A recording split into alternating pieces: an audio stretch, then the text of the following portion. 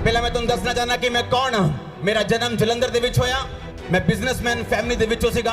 Computer engineer सीगा। अपनी पढ़ाई मैं चंडीगढ़ तो कंप्लीट की। नशे करने शुरू किए सिर्फ शौकिया तौर दे उत्ते। और मैं गुस्सा करना जो क्रिश्चियन लोगों ने मेरे घर प्रार्थना करनी आना गाला कढ़निया मैं उन्होंने, लेकिन मैं नहीं सी जानता कि मैं जीवित परमेश्वर के नाल पंगा ले रहा।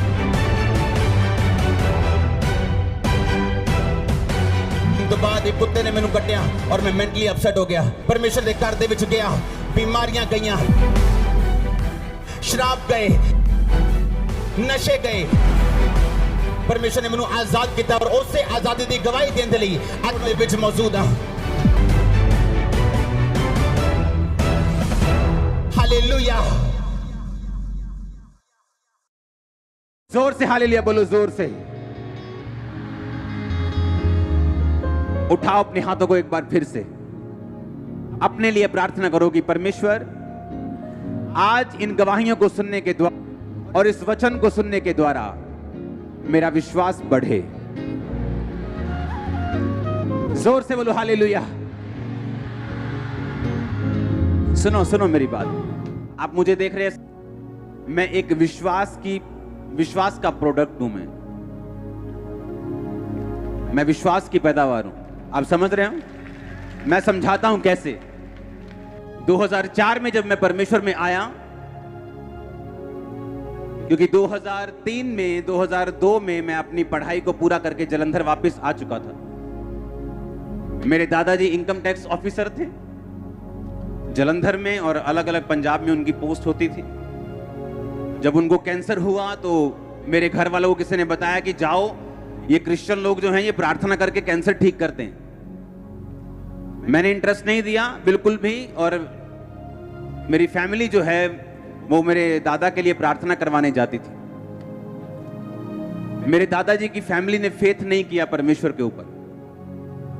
और उसके बाद थोड़े समय के बाद जब मेरी अपनी फैमिली, मेरे फादर और मदर चर्च जाने लगे, किसी एक छोटा सा ग्रुप होता था, तो मैं गुस्सा करने लगा, ये बोलने लगा कि आप लोग क्रिश्चियन मत बनो, क्रिश्चियन जो है कुछ नहीं है। देखो 24 घंटे मेरे मंदिर में चीजें चलती थी और मैं बोलता था कि नहीं, क्रिश्चियन नहीं बनना, ये धर्म बदलते हैं लोग, ये ना जानते हुए कि प्रभु यीशु मसीह जो है वो धर्म नहीं, वो जीवन बदलते हैं। आमीन।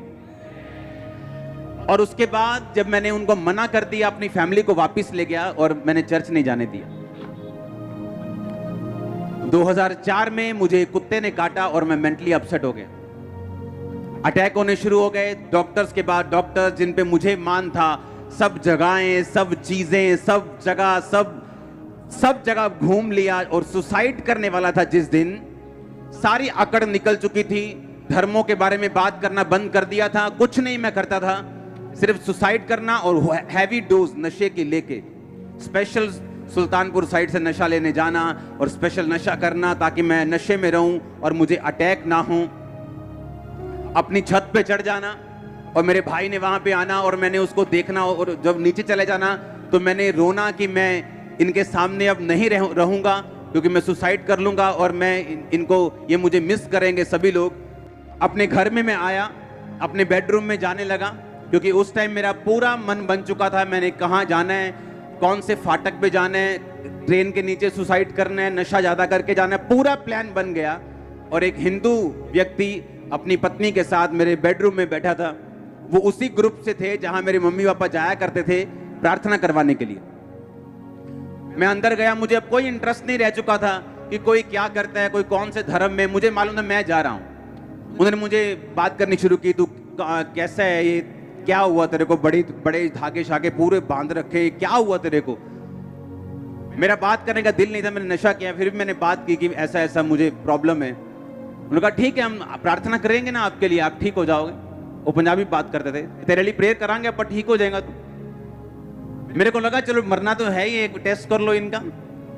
आप इमेजिन करो, रात के 8 बजे बाइक पर, मेरे पास बाइक होता था पैशन, रात को 8 बजे बाइक पर नशा करके मैं उनका घर देखने गया जहां वो चर्च लगाते थे।